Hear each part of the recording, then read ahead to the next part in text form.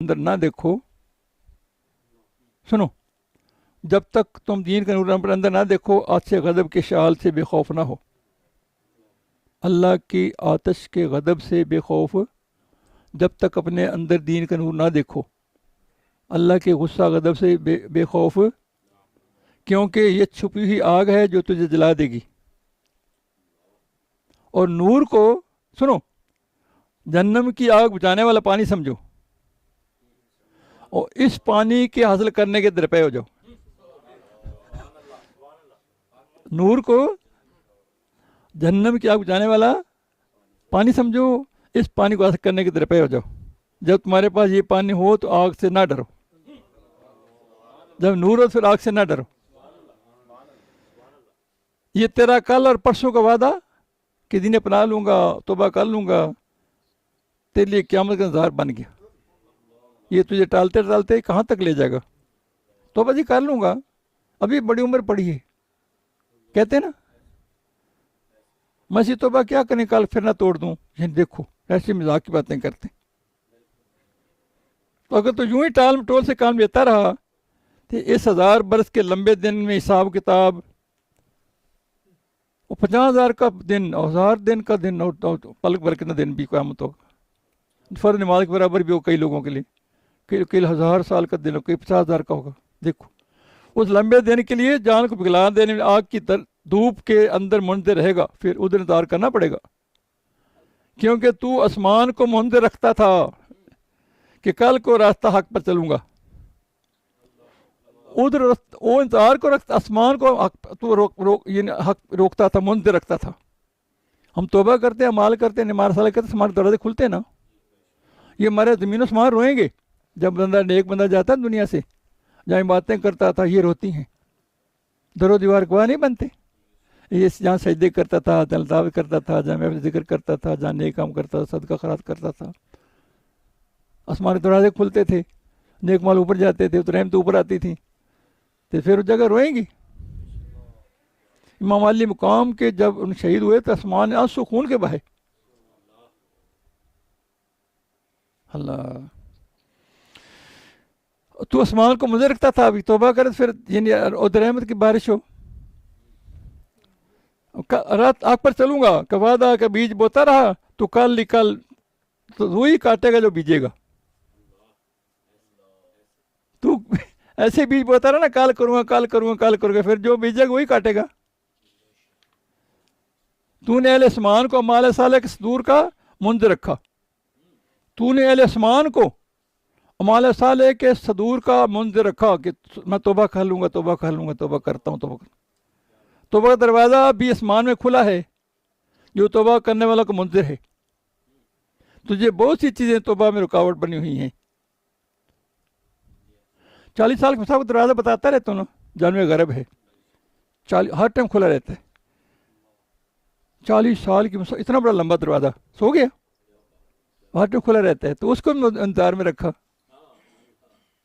توبہ کرتا، دروازہ کھلا، اندر چلا جاتا۔ اس میں تو بے شمار رکاوٹیں ہیں نا۔ سورۃ آل عمران نہ سمجھے تو آل عمران آیت نمبر 14 پڑھ لینا ہے نا، وہ غور سے پڑھ لینا چاہیے۔ وہ چیزیں رکاوٹیں ہیں، اور تیرا غصہ دوزخ کی بھڑک کا بیج ہے۔ خبردار اپنے اس غصے کو دوزخ کو بجھا دے، کیونکہ یہ جال ہے، جال جو تجھے دوزخ میں ڈلوائے گا۔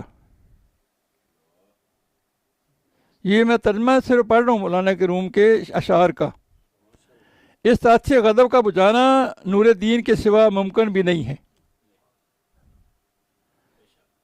اس جو یہ ہے نا غضب کے پہلو جو دوزخ میں جاتے ہیں، نور ایمان کے سوا تو یہ نہیں بجھتے نا۔ چنانچہ مومن دیندار کے نور سے جہنم کی آگ بھی بجھ جائے گی، اور دوزخ کہے گی تیرے نور نے میری آگ بجھا دی، ہم تیرے ممنون ہیں، تیرے ممنون ہیں، احسان مند ہیں، مومن تیرے احسان مند ہیں کہ تیرے نور نے میری آگ بجھا دی۔ حدیث شریف میں ہے دوزخ کہے گی اے مومن گزر جا، کیونکہ تیرے نور نے میری آگ بجھا دی ہے۔ حدیث شریف میں ہے، دوسری حدیث میں، جس نے اپنا غصہ روک لیا اس نے اپنا عذاب روک لیا۔ یہی مطلب ہے اس کا دینداری کا، پانی اور آتش عذاب کو بجھا دیتا ہے۔ یہی مطلب بولا تھا نا پہلے، اس کا دینداری کا پانی آج سے عذاب کو بجھا دیتا ہے. شروع میں یہ بات کی تھی نا, اس کا دینداری کا پانی آج سے عذاب کو بجھا دیتا ہے. بعد دینداری کا پانی دنیا میں آج سے نفس کو بجھا دیتا ہے, آخر میں آج سے جہنم کو بجھا دیتا ہے. یہ نفس کو, یہ نفس کی وجہ سے غصہ آتا ہے, اس کو کنٹرول کرنا بڑا مشکل ہوتا ہے. غصہ غضب انسان کو ہوش بھی مار دیتا ہے.